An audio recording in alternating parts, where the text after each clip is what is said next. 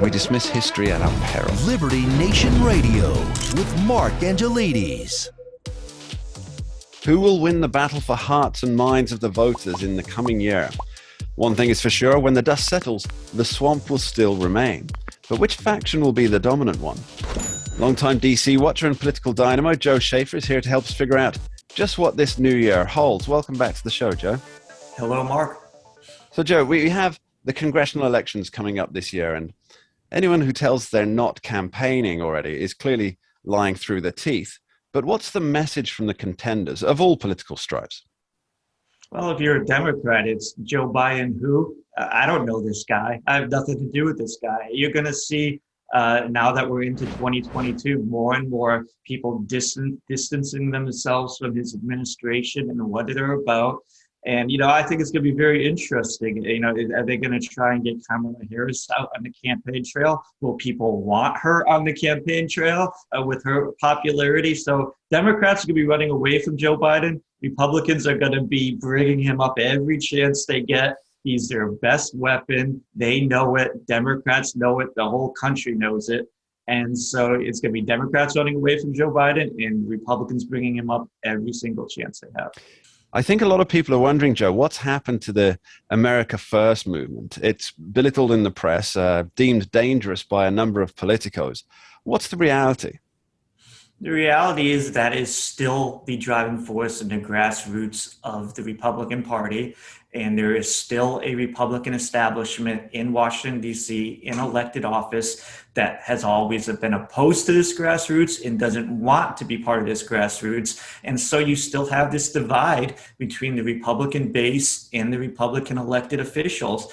And I think it's very worrisome for the America First movement. Donald Trump went down that escalator in the summer of 2015. He was in the White House for 4 years, and I just don't believe they have cultivated enough America First candidates to be running for these offices. I think it's extremely worrisome that in a crucial state like Pennsylvania in 2022, U.S. Senate race, you're finally getting rid of Pat Toomey, who most America First MAGA people consider a rhino, consider him just a Chamber of Commerce guy, kind of Republican they need to move on from. And this is what you're facing up to in 2022. Dr. Mehmet Oz, who considers Arnold Schwarzenegger a Republican role model, in his $100 million net worth, trying to purchase the seat, and his most likely top candidate, had not announced yet, but he's expected to announce, is Bridgewater CEO David McCormick, who has a net worth that's way more than $100 million. They're one of the most globalist, the biggest hedge fund in the world, I believe, does all kinds of business with China.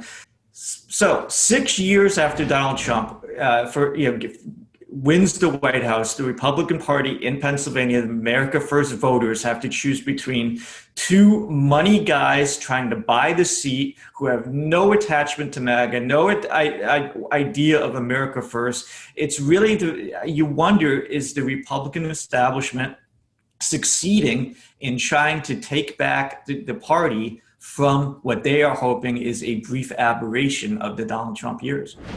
Okay, so what do you think will sway the ballot box this time around? And is Joe Biden hoping for some kind of economic miracle to swoop in and save him from those who are already starting to reject him in the polls?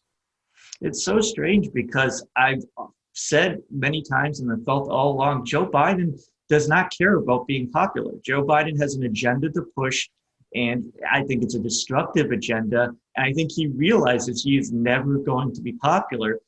But if you're a Democrat running for elected office, that's not going to help you at all. That's terrible. So I really do think it's not going to change. His popularity is never going to inch up significantly. And if you're a Democrat, you got to get in that bunker, you got to hunker down, and you have to separate yourself from this administration. I also strongly believe that this may hurt some rhinos, Republican establishment types who are all closely identified with the swamp.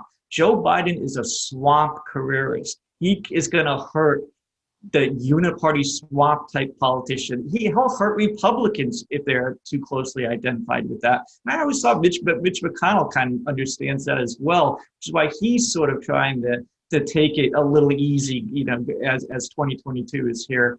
It's interesting. I think that the grassroots voters desperately want to teach the swamp a lesson, and the dilemma for Republicans who want to do that is, do we vote in a swamp Republican to send a message against a swamp Joe Biden? And that's where you need good candidates, and you need to develop these candidates so you don't have these false choices. I wonder if rather than driven campaigning, it will be more of a cultural battleground in a war, a culture war that President Obama says does not exist. Your thoughts? Well, that worries me, because that's where the careerists really know how to manipulate the public. And if they make it about hot button issues that get people excited, like critical race theory or even the coronavirus divide, someone who has no genuine interest in serving the people, just wants to get in there and serve his lobbyists, can say, I am against the vaccine mandates, and if you elect me, I am going to fight for that, and will get overwhelming support from many Republicans, but doesn't have to sincerely believe that and can backtrack as soon as they get elected. And you can see Democrats saying, I am going to push for vaccine mandates. We are going to, make this country safer. And they can be just beaten in for their corporate lobbyists. So even Democratic voters can be hoodwinked here. Republican voters can be hoodwinked here. If it's going to be a culture hot button thing, I just think that it plays right to the uniparty's hands. They've been manipulating these things forever. And it is incumbent Democrat, Republican voters, vet your candidates, find out what they really stand for, and don't fall for hot button, easy words that don't have to be backed up once they get into office. Joe Schaefer, thank you ever so much. Thank you.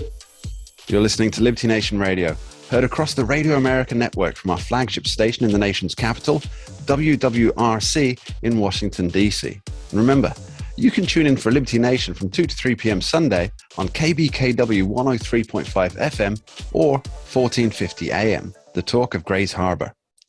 Later in the show, we're going to figure out just what the future holds for the Second Amendment. Coming up next, though, we have a special Say What segment with Tim Donner. Don't touch that dial. We dismiss history at our peril. Liberty Nation Radio with Mark Angelides. Who are we? We are Americans that believe in liberty. We are a project of the nonprofit One Generation Away.